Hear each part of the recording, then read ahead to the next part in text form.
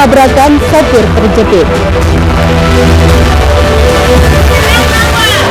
2 unit rumah ludes terbakar.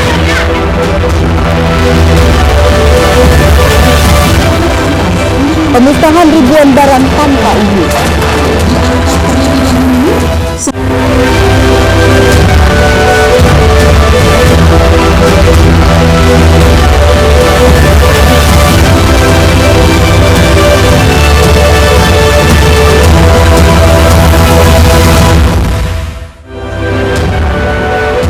Selamat pagi pemirsa, iNews Sumut kembali menyapa Anda.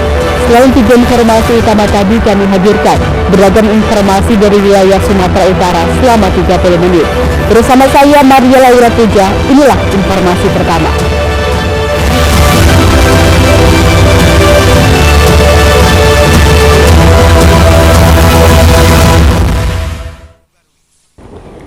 Pemirsa, setelah gagal menyalip kendaraan di depannya, satu unit truk tangki menabrak truk pengangkut buah sawit yang datang dari arah berlawanan di Jalan Lintas Sumatera Sepiring Asahan, Sumatera Utara. Proses evakuasi sopir truk yang terjepit di kabin truk pun berlangsung dramatis.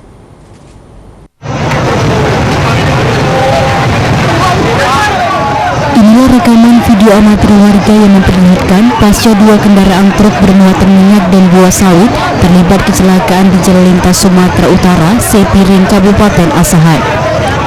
Warga sekitar yang melihat sopir terjepit di kabin kemudi salah satu truk ini pun langsung berupaya mengevakuasi korban. Butuh waktu hampir setengah jam hingga akhirnya sopir truk berhasil dikeluarkan dan selanjutnya dilarikan ke puskesmas terdekat karena mengalami luka. Akibat kecelakaan ini kedua kendaraan rusak berat, sementara buah sawit berserakan di jalan hingga sempat membuat kemacetan. Menurut Kanit Gakum Satlantas Polres Asahan, kecelakaan berawal dari saat mobil truk buah sawit melaju dari arah Sepiring menuju Rantau Prapan. Saat di lokasi kejadian muncul satu unit truk tangki mencoba mendahului kendaraan di depannya dengan mengambil jalur kiri, hingga kecelakaan pun tidak dapat terhindarkan. Kasus laka lantas ini hingga kini masih dalam penanganan Satlantas Polres Asahan. Kedua barang bukti kendaraan beserta pengemudinya pun telah diamankan di kantor polisi guna pemeriksaan lebih lanjut. Dari Asahan, Ulil Amri, iNews melaporkan.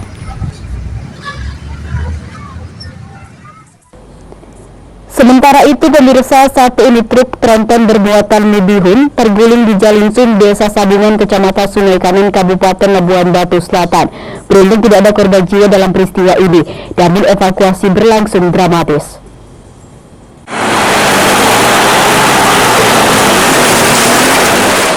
Evakuasi tronton bernomor polisi BK8026XW bermuatan mihun yang terguling di Jalinsum, Desa Sabungan, Kecamatan Sungai Kanan, Kabupaten Labuhan Batu Selatan berlangsung dramatis.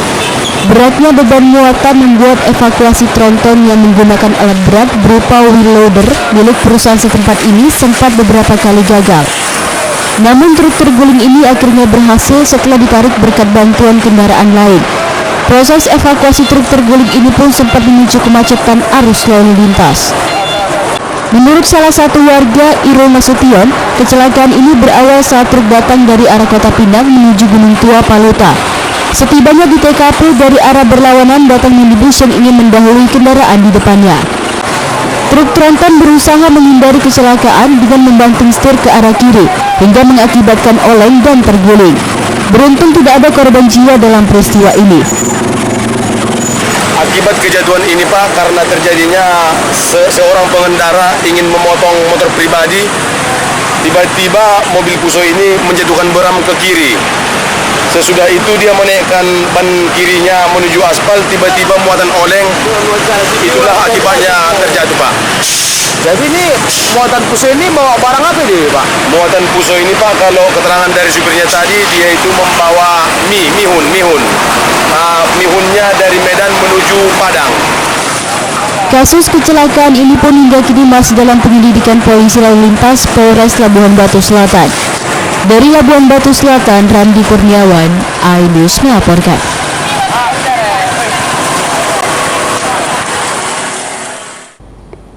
Pemirsa, selama 2 pekan terakhir, petugas Satuan Narkoba Polres Pelabuhan Belawan berhasil ringkus 37 orang tersangka kasus narkoba di wilayah hukum Polres Pelabuhan Belawan, Medan, Sumatera Utara.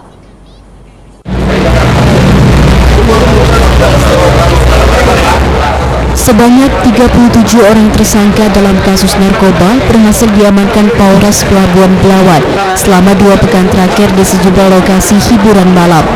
Di antaranya Kecamatan Medan Belawan dan di Kecamatan Medan Deli Kota Medan. 37 orang tersangka kasus narkoba ini terdiri dari 1 orang pengedar, 1 orang pengguna. 21 orang diantaranya terbukti positif mengkonsumsi narkoba melalui serangkaian tes urin, sedangkan 14 orang lainnya dinyatakan negatif. Menurut Kasat Narkoba Polres Pelabuhan Belawan, AKP Harrison Manulat, dari 14 orang yang dinyatakan negatif mengkonsumsi narkoba telah dikembalikan kepada orang tuanya dan didampingi masing-masing kepala lingkungan. Kami melaksanakan razia di tempat-tempat hiburan yang mana TKP-nya untuk penindakan minggu dini hari kami laksanakan di seputaran wilayah hukum Polsek Belawan, dan kami berhasil mengamankan 37 tersangka dengan rincian pengedar 1 orang, pengguna 1 orang, dan 21 orang urin positif dan 14 orang urin negatif, dan yang urin negatif sudah kami kembalikan kepada keluarganya dengan didampingi kepada lingkungan masing-masing. Polres Pelabuhan Belawan pun berjanji akan terus melakukan penggerebekan terhadap para terduga pemain narkoba ini dan meminta warga untuk tidak segan-segan menghubungi polisi bila menemukan tempat-tempat dicurigai dijadikan tempat peredaran narkoba di kawasan pemukiman warga. Dari Medan, Rusli HR, iNews melaporkan.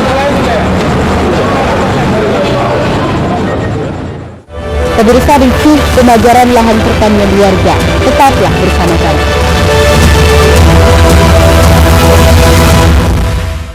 Saya Aiman Kansona. Saya akan mengupas tuntas malam ini. Saya akan kesempatan secara eksklusif. Bismillah, menuju teman 4 miliar dalam 1 jam itu tidak sulit. Betul.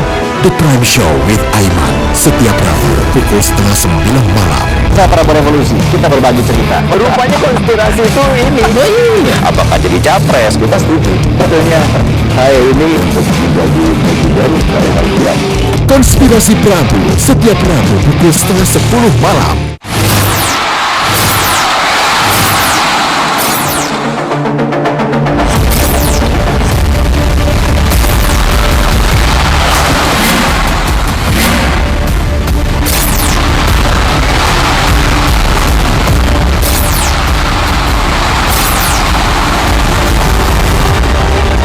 BWF European Tour 2023 live iNews, new home of badminton. Hai, namaku Grini. Grini mau ajak teman-teman untuk menjaga bus kita tercinta dari kerusakan.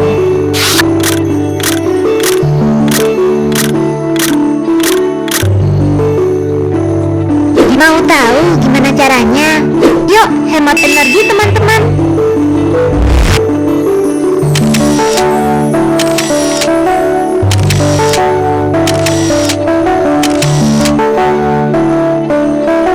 Kurangi penggunaan plastik sekali pakai. Terus mainan kita kalau udah nggak dipakai, sumbang ke teman lain yang membutuhkan. Bisa kan teman-teman? Yuk kita selamatkan bumi dari kerusakan untuk masa depan kita teman-teman. Mengupas makna dan tafsir Al-Quran bersama ulama terkemuka tanah air. Qaumum min qaum khairun minal yadis suflah. Nggak bakal bisa dibayar oleh dunia dan seisinya. Jelas, lugas untuk kehidupan sehari-hari. Di antara yang merusak hati adalah buruk sangka. Wa aqimus salah wa atuz zakat. Itu pun sejajar dengan jihad fisabilillah. Cahaya Hati Indonesia, Sabtu dan Minggu pukul 12 siang di iNews.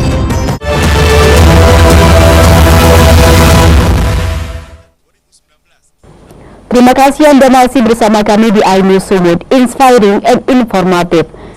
Pemirsa, kebakaran menghanguskan 2 unit rumah di kawasan padat penduduk di Jalan Jenderal Sudirman, Kota Padang Sidempuan. Belum diketahui penyebab pasti kebakaran, namun polisi sudah melakukan olah TKP dan meminta keterangan sejumlah saksi, termasuk pemilik rumah dan warga sekitar.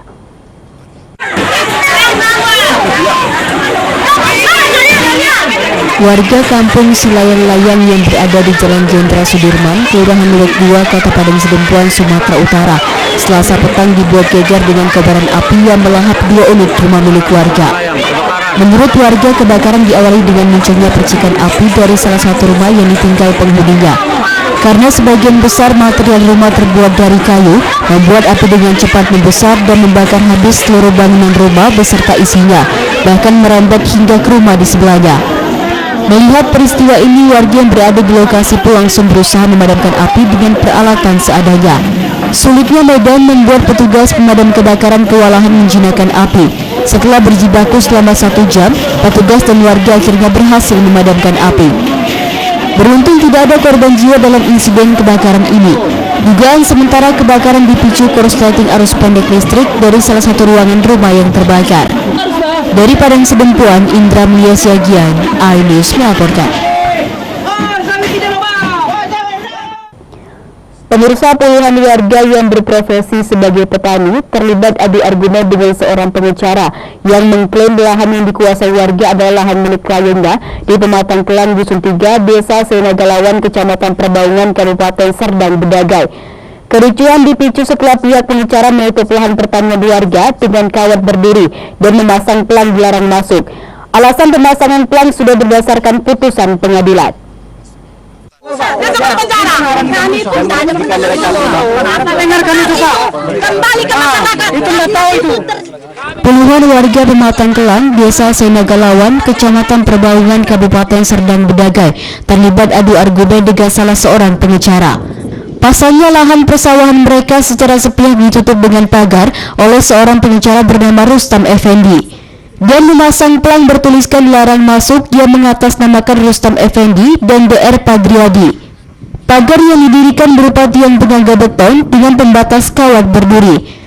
Warga petani menyebut objek pemagaran dengan kawat berduri ini dinilai salah karena sejak tahun 2021 lalu pihak tergugat atas nama almarhum Beni Halim selaku klien dari kuasa hukum Rustam Effendi melalui pengadilan Serampa mengeksekusi 12 hektar lahan di mana titik koordinat lahan belum diketahui oleh warga lantaran tidak adanya pemberitahuan yang detail. Atas dasar ini warga pun masih terus melakukan aktivitas menanam padi sampai bulan Mei 2023 lalu. Namun tanpa pemberitahuan, kuasa hukum Rustam Effendi justru membakar seluruh objek tanah seluas 48 hektar dengan alasan menjalankan putusan pengadilan. Sementara putusan PN Serampa 10 Mei 2023 lalu, jumlah objek tanah yang dikabulkan untuk dieksekusi mencapai 12 hektar. Jadi karena kami ini dalam 5 bulan ini kami sangat resah, mau turun kami takut karena ini pagar sudah keliling. Bahwasanya orang itu mereka membuat satu pelang, tapi pertama satu, sekarang ini udah banyak pelang di sekeliling pagar. Bahwasanya di pelang itu yang saya lihat untuk sementara sepintas dilarang masuk.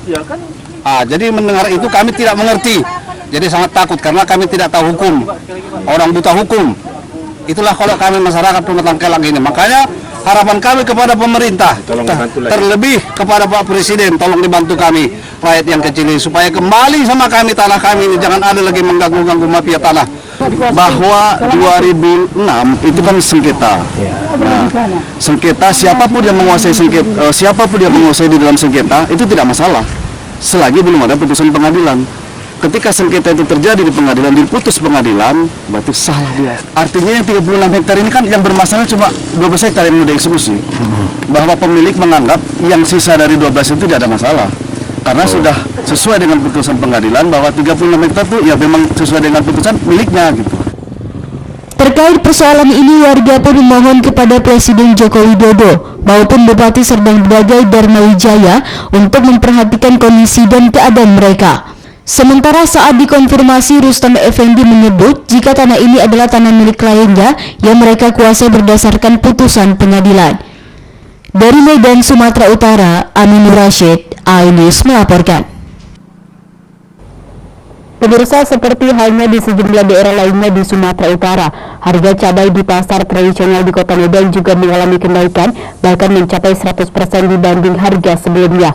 Hal ini diakibatkan imbas dari cuaca buruk yang menyebabkan pendistribusian komoditi dari sentra produksi ke pasar terganggu.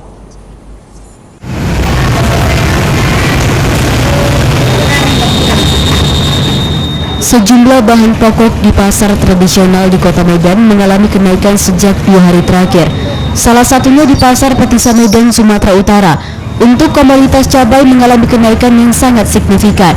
Cabai merah yang sebelumnya hanya mencapai Rp38.000 per kilonya, kini naik menjadi Rp46.000. Tak hanya cabai merah, cabai caplak juga mengalami kenaikan hampir 100%. Dari harga Rp40.000 per kilonya menjadi Rp70.000.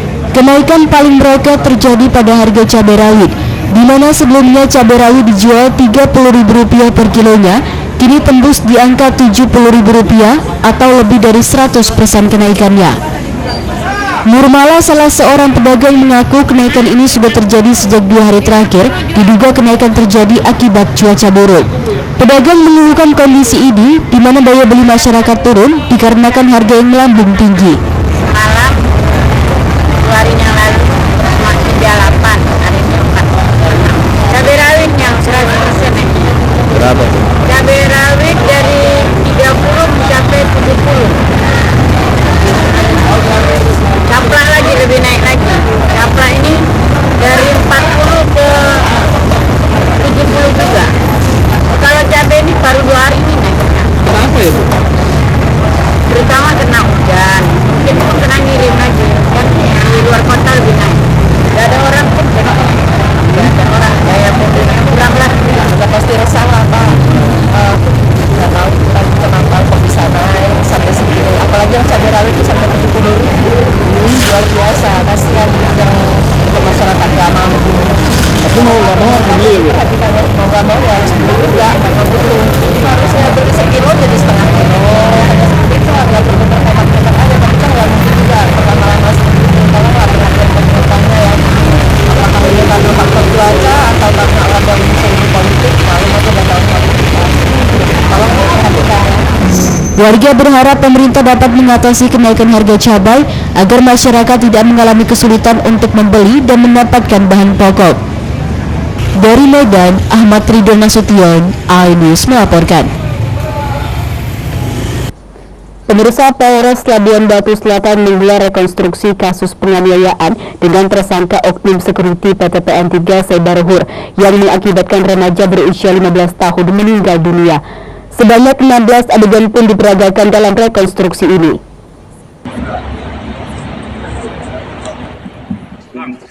Setelah menetapkan status tersangka kepada oknum security PTPN 3 Sebaruhur berinisial HT 38 tahun, kini Polres Labuan Batu Selatan menggelar rekonstruksi kasus penganiayaan yang menewaskan Putra Hokop Napitupulu, 15 tahun, warga Cikampak, Kecamatan Torgambah, Labuan Batu Selatan. Kasubsi Penmas Polres Labuan Batu Selatan, Aibtu Wesley Sihaan mengatakan, sebanyak 16 adegan ditampilkan dalam rekonstruksi tersebut.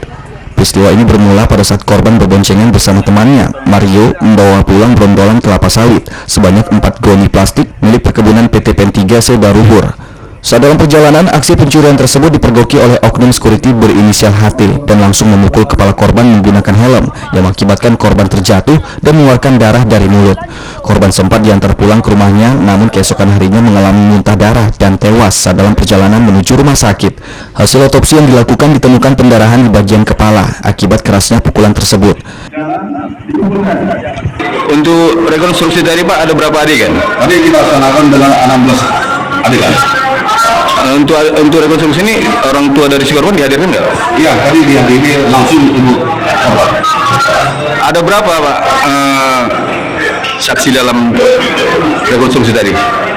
Tadi ada saksi ada 4 orang, dari 2 orang, dari saksi korban ada 2. Akibat perbuatannya, tersangka terancam hukuman 15 tahun penjara. Dari Labuan Batu Selatan, Randi Kurniawan, iNews melaporkan. Pemirsa, target 50% suara untuk Ganjar Mahfud. Tetaplah bersama kami.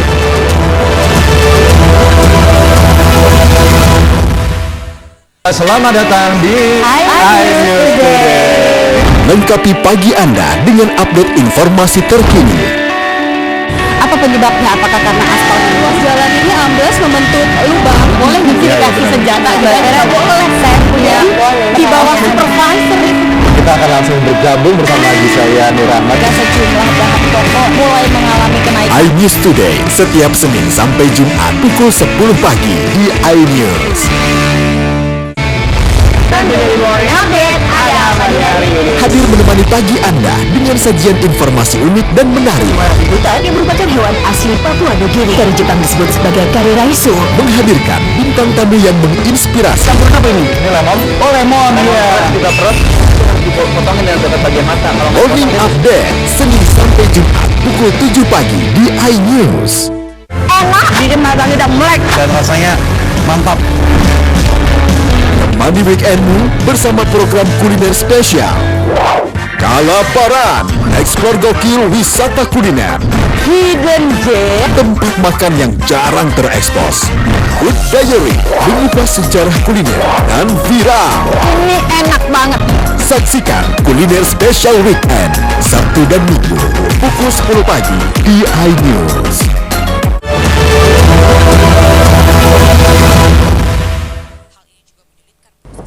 Terima kasih Anda masih bersama kami di iNews Sumut, inspiring and informative. Pemirsa, Bea Cukai Kota Medan memusnahkan ribuan botol minuman beralkohol serta liquid vape dan ratusan ribu batang rokok ilegal dengan merek dagang asal luar negeri. Barang yang menjadi milik negara ini merupakan hasil sitaan petugas. Serta segenap jajaran pegawai Bea Cukai Medan.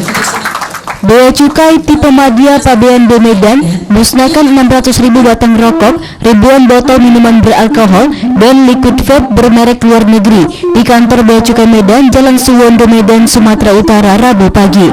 Barang yang menjadi milik negara ini merupakan hasil penyitaan petugas dari sejumlah daerah di Sumatera Utara, di antaranya Medan, Langkat, dan Deli Serdang. Ribuan batang rokok ini pun dimusnahkan dengan cara dibakar hingga lebur. Sementara untuk botol minuman beralkohol dan liquid vape dimusnahkan dengan cara dipecahkan ke dalam tong hingga hancur. Sementara para pelaku hanya menjalani wajib lapor dikarenakan Bea Cukai menerapkan sistem ultimatum remedium atau restoratif justice. Namun jika pelaku kembali melakukan kejahatan yang sama, maka akan diproses secara hukum dengan sanksi yang berat. Kepala Kantor Wilayah Direktorat Jenderal Bea Cukai Sumatera Utara Parjio mengatakan, barang yang dimusnahkan ini merupakan hasil pengungkapan sejak bulan Agustus hingga November. Justru ada dua hal ya. Nah, pertama memang sebagai daerah pasar. Makanya tadi kalau kita lihat ini kan ada 91 kali penindakan itu karena memang dilakukan TKP-nya itu di pasar, di warung-warung, di tempat penjualan eceran. Tapi ada beberapa di antara juga di jalur distribusi ya, dengan menggunakan alat angkut ya. Kita cegah di sana. Dan itu biasanya barang buktinya akan lebih besar. Jadi ada dua hal, dua kondisi, dua tempat sebagai distribusi juga sebagai daerah pasar. Barang yang masuk tanpa izin atau ilegal ini masuk ke Sumatera Utara melalui jalur perairan dan jalur tikus perbatasan provinsi. Lolosnya barang tanpa izin ini membuat kerugian negara yang cukup besar. Dari Medan, Ahmad Ridwan Nasution, iNews melaporkan. Dalam slot rokok tersebut. Baik. Pemirsa, DPD Perindo Kota Sibolga bersama Barisan Nasional Bela Ganjar Mahfud serta partai pengusung lainnya mentargetkan 50% suara untuk kemenangan pasangan Capres Ganjar Mahfud di Kota Sibolga pada Pilpres tahun 2024 mendatang.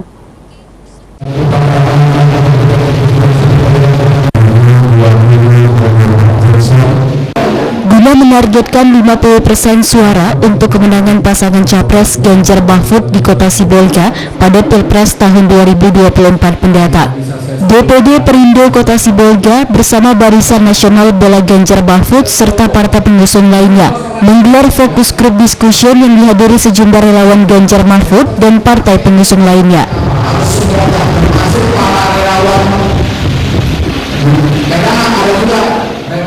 Dalam diskusi ini, Partai Perindo Kota Sibolga mengajak seluruh relawan Capres-Cawapres Ganjar Mahfud untuk lebih bekerja keras dalam merebut hati masyarakat Kota Sibolga untuk memenangkan pasangan Ganjar Mahfud di Pilpres 2024 mendatang. Kita harapkan dengan pertemuan para relawan dan partai koalisi yang kita harapkan Kota Sibolga Ganjar Mahfud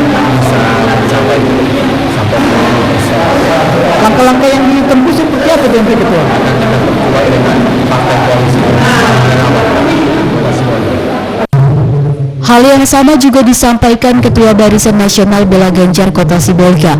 Dirinya menyebut bahwa BNBG Kota Sibolga dalam memenangkan Ganjar Mahfud di Kota Sibolga, para relawan akan bekerja keras dalam hal mengejar masyarakat agar percaya kepada pasangan yang diusung koalisi Partai Perindo, PDI Perjuangan, PPP, dan Hanura. Bahkan BNBG mengaku optimis dapat meraih 50% suara untuk kemenangan Ganjar Mahfud di Kota Sibolga. Atau berdiskusi terkait bagaimana trik-trik dan teknik kemenangan Ganjar di Kota Sibolga. Kita akan coba mengikut ke sana, kita akan jor-joran bergerak memimpin hati masyarakat agar dapat mudah-mudahan mengejar target 50% dapat. Dari Sibolga, Raymond Aidus melaporkan. Ganjar dan Mahfud adalah pilihan terbaik. Pemirsa resah dengan keberadaan maling yang kerap melakukan aksi pencurian di kawasan pemukiman penduduk. Warga di Kecamatan Sunggal, Deli Serdang, Sumatera Utara membuat sayembara berhadiah, yakni dengan menjanjikan uang senilai Rp500.000 bagi warga yang berhasil menangkap maling.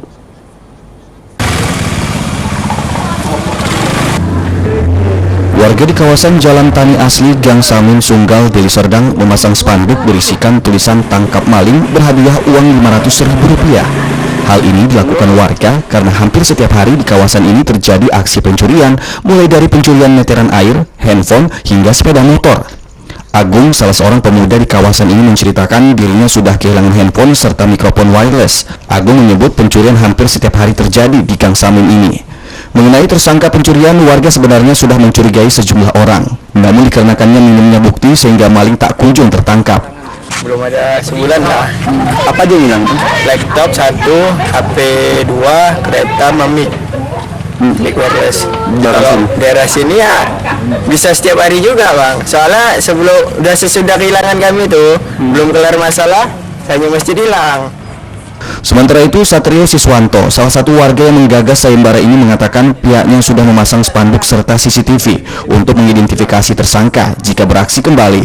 Hal ini merupakan bentuk keresahan masyarakat serta tamparan bagi pihak kepolisian yang dinilai tak mampu memberantas aksi kriminalitas. Kami membuat itu dengan kompromi dari masyarakat, khususnya di Gang Samin ini, karena sering terjadinya kehilangan pencurian yang dilakukan oleh segelintir orang, tapi kami sampai sekarang belum mengetahui orangnya. Makanya kami buatlah spanduk, apabila tertangkap kami memberikan hadiah dengan jumlah uang Rp500.000. Warga berharap setelah dipasangnya spanduk sayembara dan CCTV, aksi pencurian di kawasan ini dapat berkurang dan hilang.